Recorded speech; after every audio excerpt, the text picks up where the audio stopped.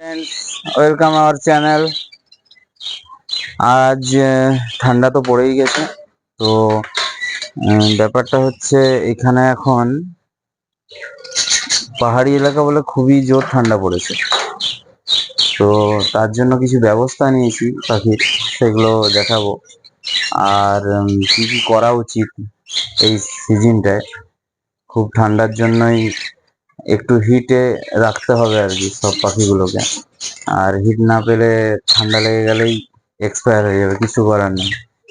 তো যেটা বলছিলাম, হচ্ছে ঠান্ডার ওয়েদার তো পড়ে গেছে, তো তার জন্য যেগুলো যেগুলো করণীয় সেগুলো আমাদের করতে হবে। কারণ ঠান্ডা লেগে গেলে এক্সপায়ার হবে, কিছু করার নেই, ওটা কেউ আটকাতে পারবে না। ঠিক টাইমে যদি এবার তুমি বুঝতে পারো তোমার ফার্মে যে কোন পাখিটা অসুস্থ, সেটাকে ধরে আলাদা অ্যান্টিবায়োটিক দিতে হবে। যে অ্যান্টিবায়োটিকের ভিডিও আমি এর আগের ভিডিওতে আছে, তোমরা চেক করে দেখে নিতে পারো। তো যেটা হচ্ছে ঠান্ডা লাগলে আরেকটা কি করে বুঝবে, সব সময় বসে থাকবে এক জায়গায়, ওটা তোমার ঘাড় একদম ঘুরিয়ে বসে থাকবে, তুমি হাত দাও কিছু করো উড়ে যাবে না। তো সেটা দেখে একটু বুঝতে পারবে। আর যেটা ব্যাপার হচ্ছে, সর্বপ্রথম যারা আমরা গরমের সময় মাটির হাঁড়িতে জলটা দিই, তো মাটির পাত্রে আর কি জলটা দিই, তো মাটির পাত্রে না দিয়ে সেই মাটির পাত্রটাকে চেঞ্জ করে এখন প্লাস্টিকের পাত্রে দিতে হবে। যে এরকম আমি এগুলো কিনে এনেছিলাম ঠান্ডা পড়তেই, তো এগুলোতে এখন আমি জল দিই। আর ব্যাপারটা হচ্ছে, আর যেগুলো মর্নিং ফুডে যেগুলো আমি দিতাম আগে, ছোলা ভেজা, গম ভেজা, মুগ ডাল ভেজা, সবুজ মুগ ডাল যেটা হয়, তো সেগুলো ভিজাবে, ভিজিয়ে ভেজানোটা দেওয়া চলবে না, ওটাকে হালকা একটু বয়েল করে নিয়ে সেইটা দিতে হবে। তো সেইটা দিলে ডাইরেক্ট ঠান্ডাটা লাগবে না। আর দ্বিতীয়ত হচ্ছে আরেকটা যেটা কারণ, এই যে বাল্ব, এটা এলইডি বাল্ব নয়, যেগুলো আগে পুরোনো আগেকার ঘর বাড়িতে যেগুলো আমরা লাগাতাম, খুব ছোটবেলায় দেখেছি এই বাল্বগুলো। তো সেই বাল্বগুলোই লাগানো দরকার। 100 ওয়াটের কি 200 ওয়াটের, যার যেরকম এরিয়া ক্যাপাসিটি। আমার 100 ওয়াটের বাল্বেই মানে আমার এরিয়াটা গরম হয়ে যায়। তো রাত্রের দিকে আর অতটা ঠান্ডা হবে না। যেমন উপরে শোলা দেওয়া আছে, এটা আগেই দেখিয়েছি ভিডিওতে, তো উপর থেকে ঠান্ডাটাও নামবে না সেরকম। আর যেটা হচ্ছে পুরো কভার করে রাখতে হবে রাত্রের দিকে, সকাল দিকে নয়। তো আমি যেহেতু পুরোটা কভার করিনি, আমার শুধু এই নিচের দিকটা কভার আছে গেটের, আর এই দিকে একটা যেটা আমার উইন্ডো, সেটা একদিকটা কভার আছে, একদিকটা খোলাই আছে, যাতে ভাপ না জন্মায়। যেহেতু গরম বাল্বটা জ্বলবে যেহেতু, তো ভাপ জন্মাবে।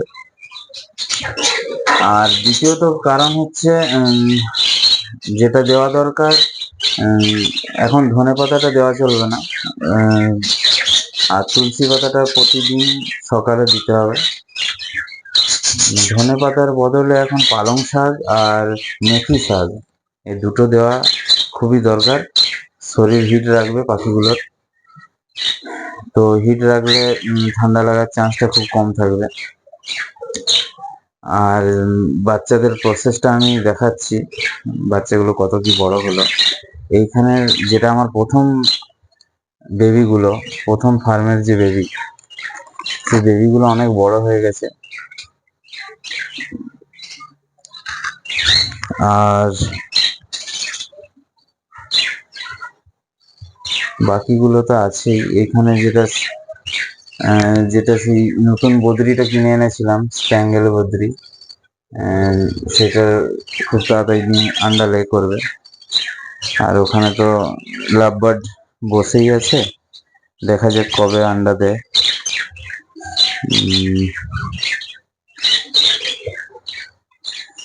আর ককাটেলটাও ঢুকেছে, তো ওটার প্রসেস আমি দেখিয়ে দেবো কিছুদিনের মধ্যেই।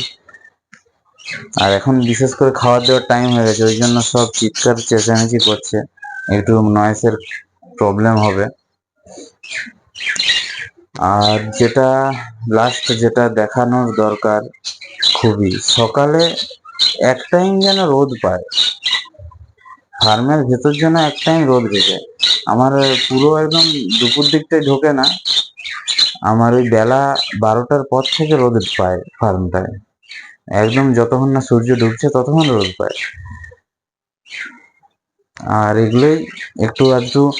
আর হ্যাঁ, যেগুলো এখন তো ব্রিডিং সিজন, তো ব্রিডিং সিজন আমার ফার্মে একটা প্রবলেম হচ্ছে বলতে, অনেক মটকির ভিতর সাইডে দেখবে একটু পটি লেগে আছে।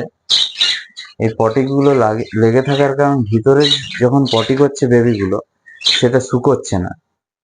তো আমার দুটো মটকিতেই একমাত্র প্রবলেম হচ্ছে ওটা, একটা ওই দিক থেকে 3 নাম্বারটা, আর এইদিকের এইটা। তো ওটা আমি প্রতিদিন পরিষ্কার করে দিই যখন ওই রোদ টাইমটায় থাকে, দুপুর টাইমটায় পাখির বাচ্চাগুলোকে বার করে সাইডে রেখে ওটাকে পরিষ্কার করে শুকনো করে আবার দিই, কারণ ভেজায় থাকলেই আবার ঠান্ডা লাগবে, ও বেবি এক্সপায়ার হবেই। বেবিদের বাঁচানো যাবে না যদি ঠান্ডা লাগে। তো এখানেই আজকের ভিডিও শেষ করলাম, দেখা হবে নেক্সট ভিডিওতে। Support and like and subscribe. আর নেক্সট ভিডিওতে আসবো অন্য টপিকে। বাই।